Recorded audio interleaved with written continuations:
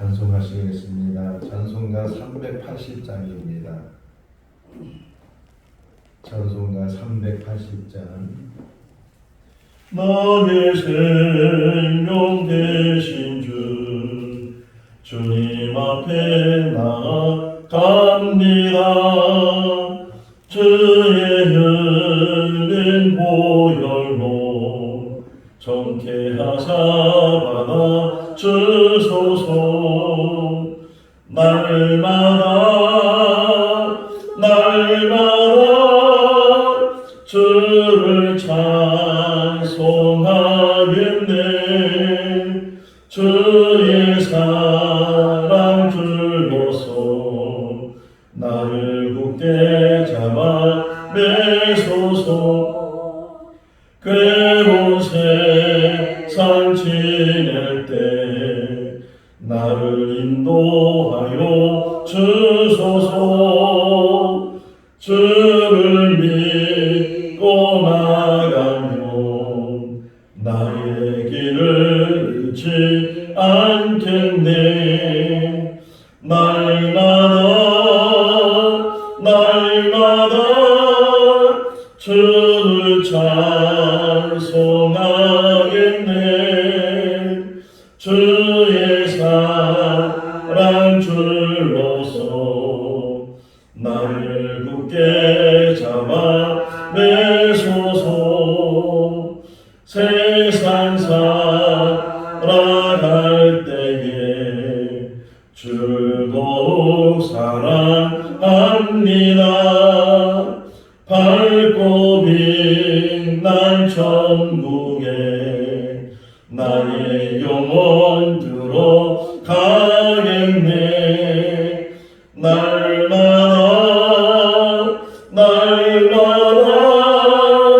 주를 찬송하겠네. 주의 사랑 줄로서 나를 굳게 잡아 매소서. 아멘. 창세기 25장 19절에서 34절 말씀입니다. 창세기 25장 19절에서 34절 말씀. 아브라함의 아들 이삭의 족보는 이러하니라.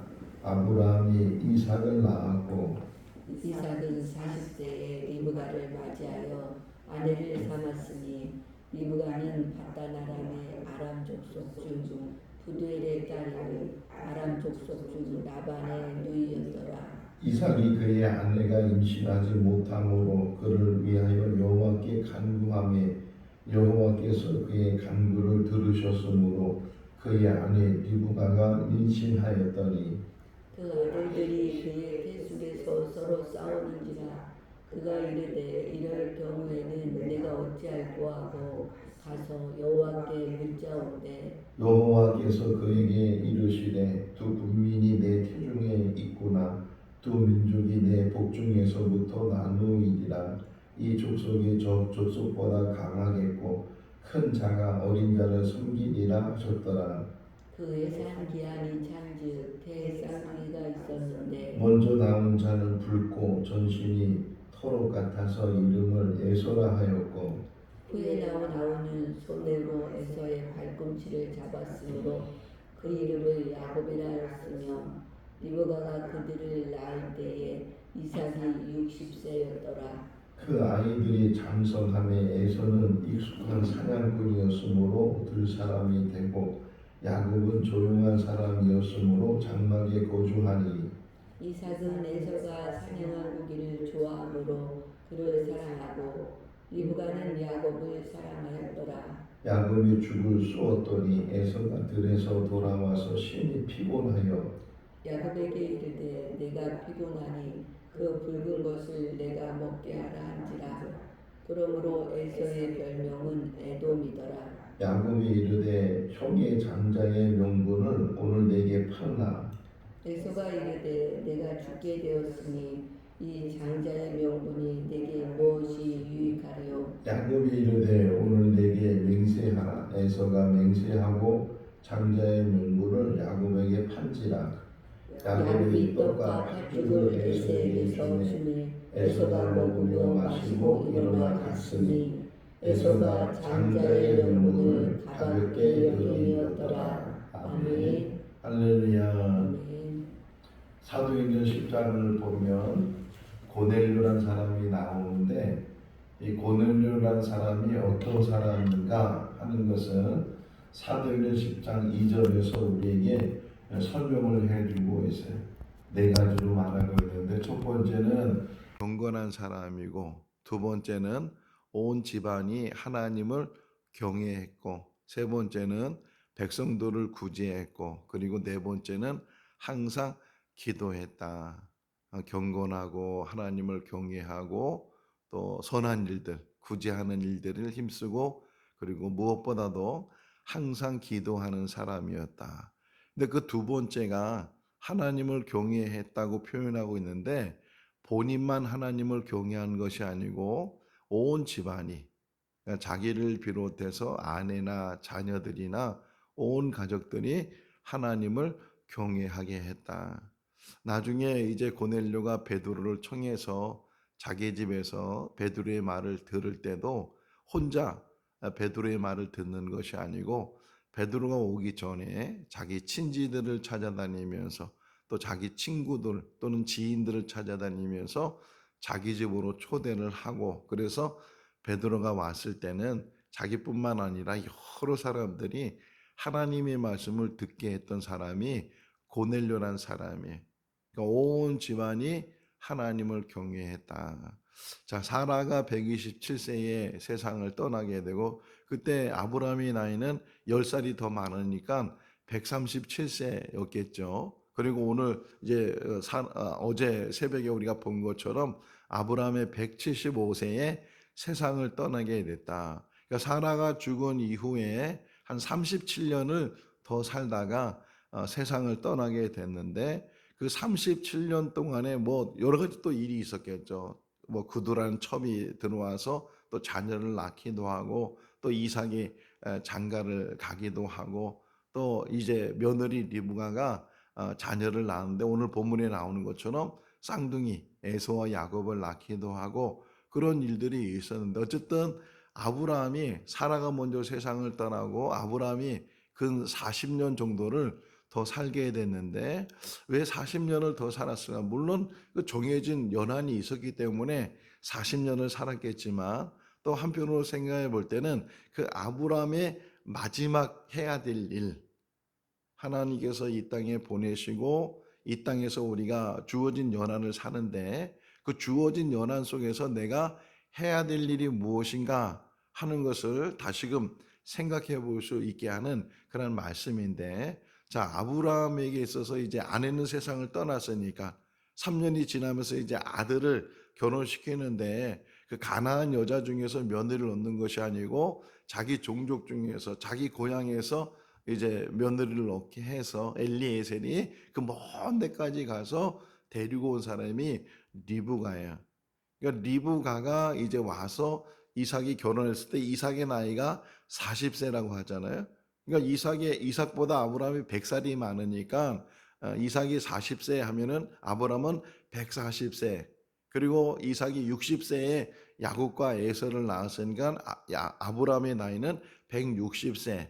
그러니까 그 손자들하고도 한 15년 정도 더 살았어요. 그러니까 리브가하고는 대략 한 35년을 같이 살았고 손자들하고는 15년을 더 살았다. 이게 굉장히 중요한 것 같아요. 그러니까 이삭은 어릴 때부터, 태어날 때부터 아버지의 신앙의 모습을 보고서 자랐지만, 리브가는 다른 지역에 살고 있던, 그냥 그 지역에 있는 어떤 분명한 어떤 신앙은 아니지만 나름대로 어떤 신앙을 가지고, 그리고서 이제 이삭을 만나서 결혼해서 그 아브라함 가족으로 들어왔으니까, 그 전까지는 어떤 신앙이 있었는지 모르지만 어쨌든 이제 아브라함 가족이 되고 아브라함의 울타리 안에 들어가게 되면서 35년을 같이 살면서 알게 모르게 아브라함의 영향이 이 리브가에도 들어가게 된다. 그거는 뭐 우리나라 말에 그런 말이 있잖아요. 여자가 잘 들어와야 된다고 하는 말이 있기도 하지만 또 어떤 면에서는 아무리 신앙이 없는 며느리가 들어온다 할지라도 우리 부모로서 우리 부모가 그 신앙의 교육을, 신앙의 훈련을, 신앙의 모습을 잘 보여주고 잘 가르치면 그러면 그 며느리도 그러니까 남의 사람도 들어와서 우리 같은 가족의 사람이 되는 그런 일들을 보는 것처럼 아브라함의 마지막 사명 중에 하나가 아브라함을 뭐라 그래? 믿음의 조상이라고 그러잖아요.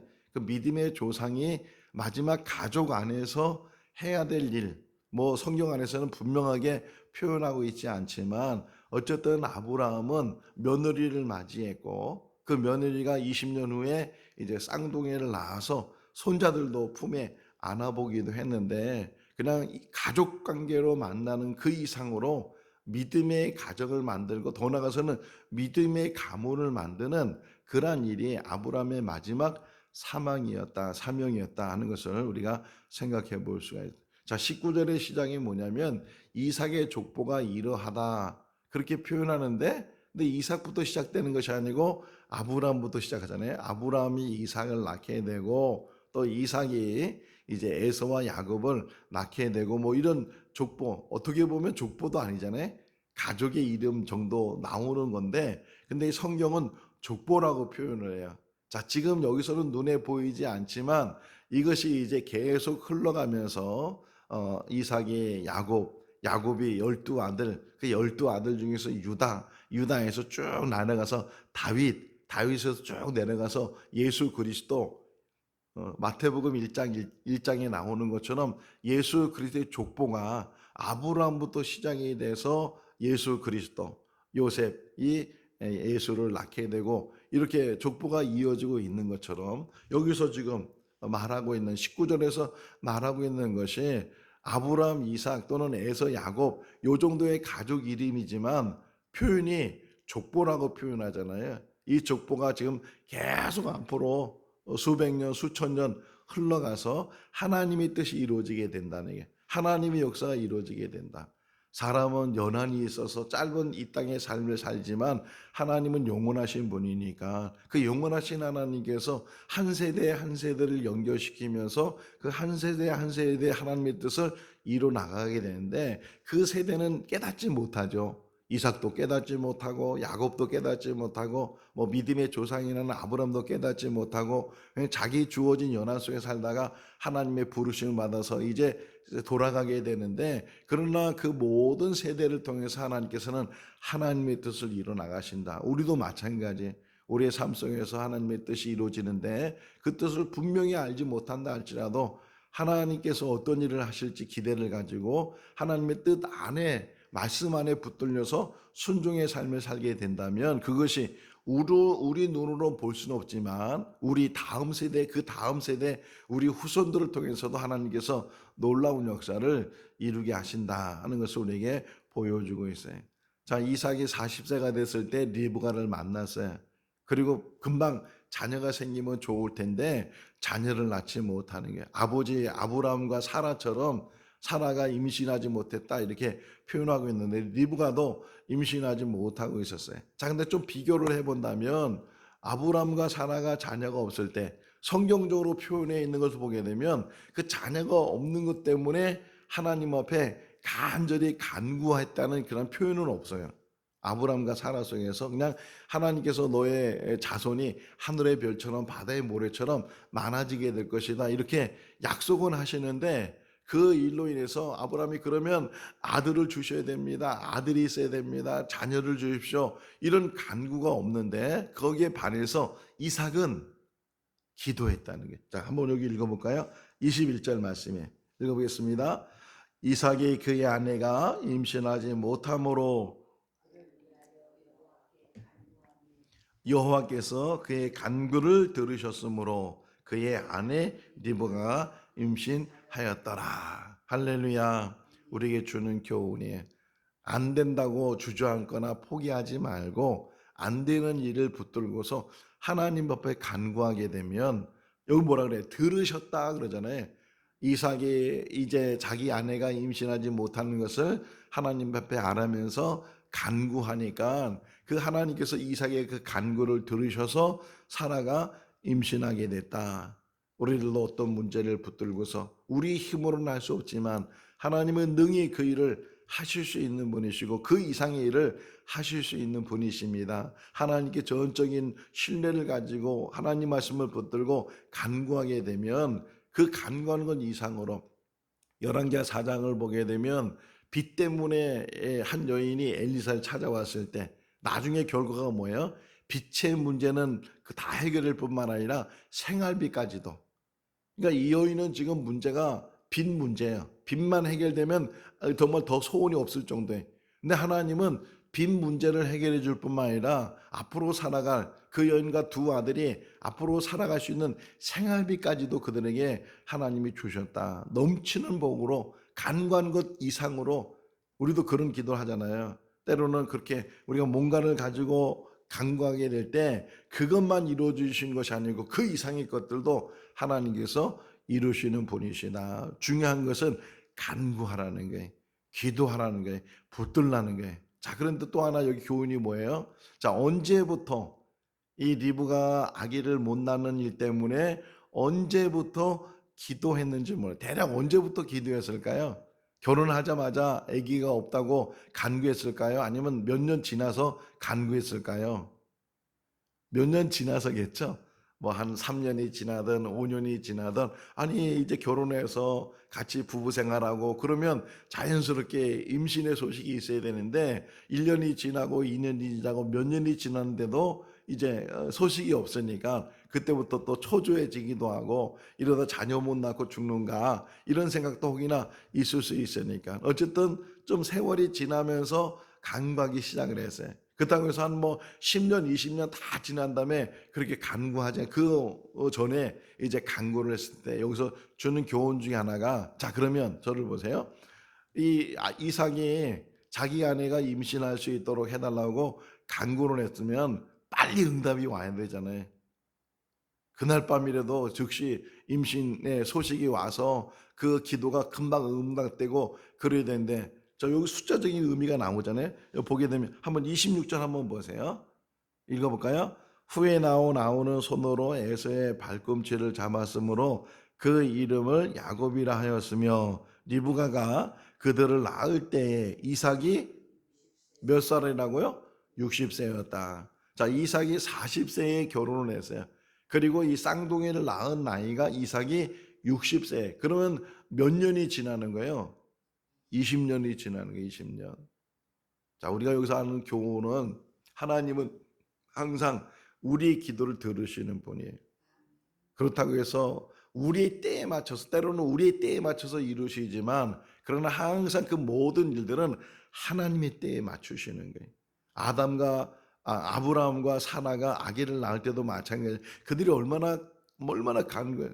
속으로도 간구하고 또 하나님 앞에 성경적으로 표현은 안 났지만 하나님 앞에 자녀를 달라고 그렇게 기도했는데도 가나안 땅에 들어가서 몇 년이 지난 다음에 아기를 낳았어요. 25년이 지난 아브라함과 사라는 25년이 지난 다음에 아기를 낳았고 또 이삭과 리브가 역시도 20년이 지난 다음에 아기를 낳게 됐다. 자, 여기서 주는 교훈이 하나님의 신뢰를 어느 때까지 우리가 가져야 되는가. 기도 몇 번 하고서 아유 이거 응답이 없는가 보다 내 기도를 안 들어주신가 보다 그렇게 포기하거나 낙심하지 말고 한번 하나님을 신뢰하고 기도하면 그것이 우리 때가 아니라 할지라도 우리가 정한 때가 아니라 할지라도 반드시 하나님은 그 때를 정하시고 그 모든 일들을 이루시는 분이고 이런 표현이 있어요. 하나님은 내가 내 자신을 아는 것보다 더 나를 잘 아시는 분이 하나님이시다. 하나님의 때에 그 모든 걸 마치고 기도하면서 기다리면서 그래서 믿음이라는 것은 기다림이에요. 믿음을 갖고 그리고 기다리면 때가 되면 그 때를 이루시는 분이 하나님이시다. 어쨌든 이삭이 이렇게 하나님 앞에 간구했더니 정말 이제는 응답이 와서 이 리브가가 임신을 하게 됐는데 그 임신한 그 안에 아이들이 막 싸우는 그런 느낌이 있잖아요. 막 쌍둥이인 것을 임신하면서 알았어요. 그러니까 이 리브가가 막 요동치고 막 그러니까 이게 걱정이 되기도 하잖아요. 자, 그랬을 때 또 표현이 보면 리브가가 22절 끝부분에 보게 되면 이거 어떻게 해야 되는가 걱정이 됐다고요, 리브가. 그래서 뭐라고요? 하나님께 물었다. 할렐루야. 어떤 근심되는 일이나 걱정되는 일이나 또 문제가 있을 때 누구에게 물어야 된다고요? 하나님께 물었다. 하나님, 왜 이 아이들이 이제 벌써 막 둘이서 막 요동치는 것이 막 느껴지니까 왜 이 아이들이 이렇게 싸우는지, 왜 이렇게 막 힘들게 하는지 이걸 잘 깨닫지 못하고 느끼지 못하니까 하나님께 물었다는 거예요. 또 하나님이 친절하게 그 이유를 설명을 해줘요. 네 안에 두 민족이 살고 있다. 근데 두 민족이 살고 있는데 어쨌든 두 민족이 나중에는 민족을 이루게 되는데 그 민족이 이루게 될 때 오히려 큰 자가 작은 자를 섬기게 될 것이다. 그러니까 쌍둥이니까 어쨌든 쌍둥이도 먼저 태어난 아이가 있고 나중에 태어난 아이가 있잖아요. 뭐 몇 분 사이라고 할지라도 그래도 먼저 태어난 아이를 형이라 그러고 나중에 태어난 아이를 아우라고 이렇게 이야기를 하잖아요. 유다가 다말과 더불어 이제 동침하게 되고 다말이 이제 유다의 아이들을 낳을 때도 쌍둥이를 이제 낳게 되는 베레스와 세라를 낳게 되는 그런 이야기도 우리가 창세기 38장에서 보게 되는데 어쨌든 쌍둥이를 낳으면 먼저 태어난 아이가 형이 되고 나중에 태어난 아이가 동생이 되게 되는데 그러니까 큰 자와 작은 자 이렇게 표현되어 있어요. 근데 하나님이 그 리브가에게 말씀하시기를 오히려 큰 자가 작은 자를 섬기게 될 것이다. 자, 그러면 만약에 이 사실을 이 태중에 있는 아이들이 알고 이 이야기를 만약 이들이 알게 됐다면 먼저 나가려고 하겠어요? 나중에 나가려고 하겠어요? 알았다면 먼저 밀어주고 자기는 나중에 형님 먼저 아우 먼저 옛날 라면 선전할 때 구봉서 각기서가 그 형님 먼저 아우 먼저 뭐 이렇게 했던 것처럼 오히려 양보를 했을 텐데 그것을 뜻을 모르니까 하나님이 어떻게 섭리하시고 어떻게 이루어갈지 사람들은 깨닫지 못하니까 항상 자기 먼저 내가 먼저 내가 우선 내가 먼저 챙기고 그러니까 항상 자기가 먼저 우선이 되려고 하니까 자기가 먼저 출세해야 되고 자기가 먼저 가져야 되고 이런 것 때문에 우리가 오히려 하나님의 뜻을 거역하게 되고 깨닫지 못하는 일들도 많이 있을 것이다 하는 것을 이 말씀 안에서도 생각해 보세요. 벌써 하나님은 작정하시고 예정하시고 예언해 두셨는데 이 두 아이는 전혀 알 수가 없잖아요. 알 수가 없는 상황에서 어쨌든 출산하게 됐을 때 먼저 나온 자가 있고 나중 나오는 자가 있었는데 그렇게 뜻을 모르니까 그래서 먼저 나온 자를 보니까 이 몸이 붉고 털이 많고 그래서 그 아이의 이름을 에서라고 하고 자 근데 문제는 뭐 이제 쌍둥이니까 한 아이가 먼저 나왔는데 그 나이가 나온 다음에 뭐 몇 분이 더 지난 다음에 나와야 되는데 아니 두 번째 나오는 아이가 그냥 발꿈치를 잡았다는 게 먼저 태어난 아이의 발꿈치를 잡고서 이게 가능할까 이런 생각도 드는데 어쨌든 발꿈치를 잡고 나왔다. 이 의미가 뭐예요?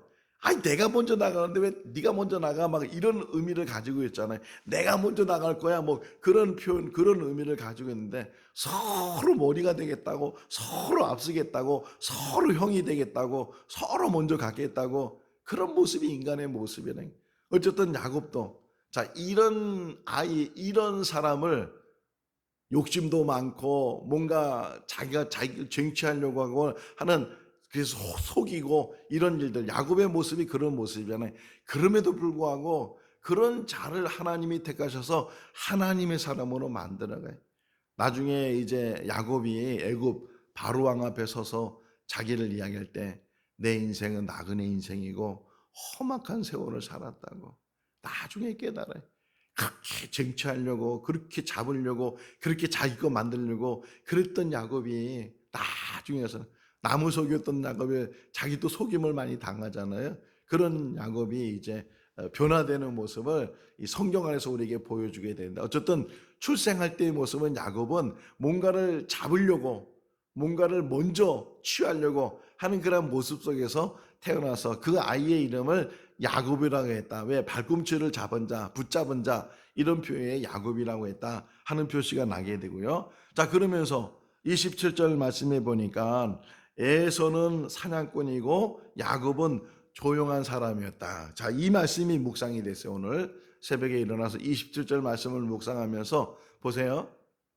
그들이 성장하면서 이제 야곱에서는 막 성격이 괄괄하기도 하고 와일드하기도 하고 뭔가 활동적이고 집안에 가만히 못 있어요. 뭔가 밖에 나가서 뭔가 뭐 짐승을 잡아야 돼. 그래 사냥꾼이 됐다는 뭔가 막 그래가지고서 반면에 야곱은 조용한 사람이고 내성적이고 집안에 있었던 사람이라는 게 어떻게 보면은 이 부모가 볼 때는 활동적인 아들이 더 대견스럽잖아요. 활동적이고 막 그냥 엄마 치마 푹에 폼속에 있고 그런 아이보다는 그냥 조용하거나 내성적이거나 그런 것보다는 그냥 와일드하고 외형적이고 그런 아이를 더 좋아할 수 있는데, 자, 그런데 뭐가 생각이 났냐면 아브라함을 다시 생각했어요. 아브라함과 이 두 아이가 15년을 같이 살아요. 15년을. 그러니까 아브라함의 160세에 이 두 아이가 태어나요. 그리고 175세에 세상을 떠나게 되니까 15년을 같이 사는데 그 15년을 같이 사는 동안에 에서는 밖에 나가는 걸 좋아하고 뛰어다니는 걸 좋아하고 반면에 야곱은 집안에서 조용히 있는 것을 좋아하고, 자, 유대인 교육을 말할 때 어떤 교육을 말하면 무릎팍 교육이라는 게 있어요. 무릎팍 교육. 그러니까 무릎에 앉혀 있을 때 교육하는 것. 그 때가 어느 때예요? 한 3살, 4살만 돼도요, 천만지축으로 막 돌아다니고 끌어다녀도 그냥 가만히 앉아있지 못하고, 근데 이제 뭐 돌 지나고 막 그랬을 때는 아직도 자기 의사 표시를 잘 못하게 되니까 무릎팍에 앉혀놓고서 뭐 옛날 얘기도 들려주고 그러는데, 자, 애서는 막 돌아다니고 나가고 뭐 할아버지와 만날 시간도 없고 이야기 들을 시간도 없고, 반면에 야곱은 그래도 집안에 있는 사람이고 그렇게 차분한 사람이고 좀 성격적으로는 어떤 다른 면이 있지만 그래도 아브라함과 만날 수 있는, 어머니와 만날 수 있는 그런 시간들. 저 어렸을 때 이제 외갓집이 옆에 살았어요. 외할머니가 저 어렸을 때 옆집에 살았는데 그때 외할머니 집에 가서 잠을 잘 때 매일 가진 않았지만 틈틈이 가서 외할머니하고 같이 잠도 자고 그랬는데 그때마다 외할머니가 옛날 얘기해줘. 옛날 얘기. 해달라 그러잖아요. 할머니 옛날 얘기 해주세요. 그러면 또 할머니가 했던 얘기 또 해줘요. 했던 얘기 또 해주고 했던 얘기 또 해주고 그게 반복적으로 들리니까 이 벌써 제가 60이 넘었는데도 60년 전에 들은 그 옛날 얘기도 기억이 난다고요. 야곱이 그 어렸을 때 어쨌든 잘게 뭐 몇 살인지 모르지만 어떤 아브라함이 마지막 말년에 살아 있을 때에 아브라함이 이 야곱에게 이야기네. 이것이요, 나중에 야곱이 12아들을 낳고 그 중에서 편애하죠. 요셉을 사랑하잖아요. 그래서 자기 다른 아들들은 다 양치로 보내고 요셉만 품 안에 안고 채색 옷을 입히고 품 안에 데리고 있으면서 뭐 했겠어요? 그 얘기해 주는 거예요. 내가 만난 하나님, 내가 섬기는 하나님, 신앙의 얘기. 이 나중에 요셉이 보디발 집으로 끌려갔을 때도 감옥에 갇혔을 때도 그 어렸을 때 아버지 품에서 들었던 그 하나님에 대한 말씀이 그를 붙들었다는 거예요. 어릴 때 품 안에 있을 때 그 신앙 교육이 지금은 뭐 제대로 알아듣지도 못하고 깨닫지도 못하고 그렇게 살지도 못한다 할지라도 그것이 얼마나 중요한가. 어릴 때부터 말씀 교육해주고 하나님에 대해서 그들에게 심어주고 교육하게 되면 그것이 평생을 살아가면서 바탕이 된다는 게. 자, 요 말씀이 그렇게 있고, 자, 28절 말씀은 편애하지 말아야 돼. 편애하지 말아야 된다. 에서는 활동적이기 때문에 이삭이 좋아했고 야곱은 조용한 그런 아이이기 때문에 리브가가 좋아하게 됐다. 아버지는 큰 아들을 좋아하고 어머니는 둘째 아들을 좋아하고 서로에게 좋아. 물론 다 사랑하는 마음을 가지고 있지만 한 아이를 더 이게 치우치게 좋아하고 편애라 그러잖아요. 편애하는 것, 그런 것들을 항상 조심해야 된다. 갈라서잖아요. 부모가 갈라서니까 이 형제들도 갈라서게 되고 평생 어떻게 보면 갈라서 사는 그런 일들을 보게 되는데 이 부모의 영향이 그 안에 있었다. 자, 마지막 하나만 더 보게 되면 어쨌든 에서는 활동적이고 사냥하는 사람이고 근데 사냥이 번번이 잘 되는 게 아니고 하루 종일 허탕치고 돌아올 때도 있잖아요. 어느 날 사냥하고 돌아왔는데 너무 피곤하기도 하고 배고프기도 하고 그런 상황인데 늘 집안에 있었던 야곱은 이제 형이 돌아올 쯤에 뭔가 이렇게 죽을 만들어. 맨 끝에 마지막 34절에 보니까 그걸 팥죽이라고 표현되어 있는데 어쨌든 이 팥죽 같은 것을 붉은 것을 만들고 있으니까 얼마나 시장한 이 에서에게는 그것이 먹고 싶겠어요. 또 동생이 만들고 있으니까 그냥 서슴없이 그것 좀 달라고 했는데 이 야곱이 그냥 주는 것이 아니고 그러면 형 내가 이거 줄 테니까 형의 장자의 명분을 나한테 주시오. 나한테 파시오. 그러니까 지금 배고파 죽겠는데 죽으면은 그 장자의 명분이 무슨 소용이 있냐? 이게 무슨 소용이 있냐? 그래서 그래 너 가져. 네가 형하고 네가 장자해. 이래 가지고서 그냥 쉽게 그것을 이제 야곱에게 말로 팔아버린죠. 말로 무슨 서류를 쓰거나 도장을 찍거나 그런 건 아니지만 그렇게 가지고서 그래 너 가잖아. 네가 형해라. 난 지금 배고프니까 그거 빨리 줘. 그래가지고 그 팥죽을 이제 받았다는 거예요. 받아서 먹고 33절 한번 읽어볼까요? 야곱이 이르되 오늘 내게 맹세하라. 에서가 맹세하고 장자의 명분을 야곱에게 판지라 그래. 팥죽 한 그릇에 장자면 그 뭐 명분이 뭐가 중요하겠어요? 내 세상을 살아가면서 중요한 것 중에 하나가 명분이에요. 명분 때문에 사람이 세워지기도 하고 명분 때문에 사람이 무너지기도 해. 그러니까 명분이 있느냐 없느냐 하는 건데 이 에서는 장자의 명분 생각할 때는 아무 소용이 없고 그게 무슨 소용이 있겠는가 하는 그런 그래서 34절에 뭐라고 표현해요? 가볍게 여겼다 그러잖아요. 이 장자의 명분을 에서는 가볍게 여기게 되고 팥죽 한 그릇에 그 명분을 팔게 되는데 이것이 인생을 갈라놨다는 게 이것을 통해서 에서는 결국은 사라지죠. 역사 속에 사라지게 되고 야곱은 그것이 계속 이어지게 되고 지금도 그 나라 이름이 뭐예요? 이스라엘이라는 이스라엘. 왜 야곱의 이름이 이스라엘이죠? 나중에 약복강가에서 천사와 싸워서 씨름해서 이겨서 너의 이름은 이제는 이스라엘이다. 그 이스라엘의 이름을 받아서 그가 이스라엘 또는 야곱 이런 이름을 갖게 됐는데 그것이 어떻게 보면 시발점을 보니까 이 장자의 명분을 이 야곱이 취하게 됐을 때 물론 하나님의 섭리 가운데 이 모든 일들이 이루어지만 그러나 어떤 면에서는 이 명분을 잃어버리면 안 된다. 우리에게 있어서 명분은 하나님의 자녀예요. 성도라는 명분을 가지고 이 땅에 살아요. 성도 뭐 밥 먹여주나? 내가 어렸을 때 그런 얘기 들었어요. 야, 교회 가면 뭐 밥을 주냐, 떡을 주냐? 뭐 그런 얘기 친구들한테 들은 기억이 나는데, 물론 밥 주지 않고 떡 주지 않는다 할지라도 교회 가는 것이 얼마나 중요한 일이고, 하나님 믿는 일이 얼마나 중요한 일이고, 성도가 되는 일이 얼마나 중요한 일이고, 어떤 상황에서도 성도가 되는 일을 포기하거나 잃어버리면 안 된다.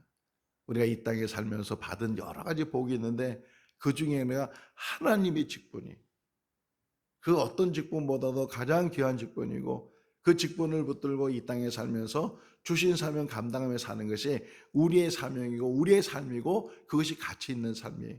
그것을 가볍게 여겨서는 안 되고 훗날 하나님 앞에 서게 될 때 하나님께서는 그 모든 것들을 보시고 그 모든 것들을 이제 판단하시고 그 모든 것들을 인정하실 텐데 착하고 충성된 종아 네가 작은 일에 충성했으니 큰 일에 참여하는 자가 되라. 이런 말을 듣는 우리 모두가 다 될 수 있기를 주님의 이름으로 축원합니다. 기도하겠습니다. 사랑과 은혜가 많으신 하나님 아버지, 하나님의 뜻과 섭리를 알지 못하면서 조급할 때가 많이 있고 또 우리 뜻을 이루려고 할 때가 많이 있습니다. 아버지 하나님, 더 하나님 앞에 엎드리는 우리들 되게 하시고 우리의 뜻을 내려놓고 하나님의 뜻을 깨달아 하나님의 뜻에 순종하는 삶을 사는 우리들 되게 하여 주시옵소서.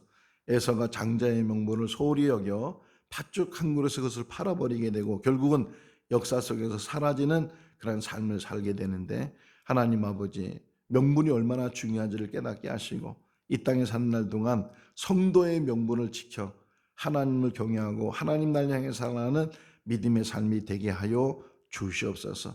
어떤 상황에서도 성도의 명분을 팔지 않게 잃어버리지 않도록 자로나 우로나 치우치거나 뒤돌아서지 않도록 우리를 붙들어 주시고 끝까지 천국 가는 그날까지 오직 믿음 안에서 승리해 나가는 우리 모든 성도들 다 되게 하여 주시옵소서. 오늘도 주 안에서 복된 하루의 삶이 되게 하시기를 간절히 바라옵고 우리를 구원하신 예수 그리스도의 이름으로 기도하옵나이다.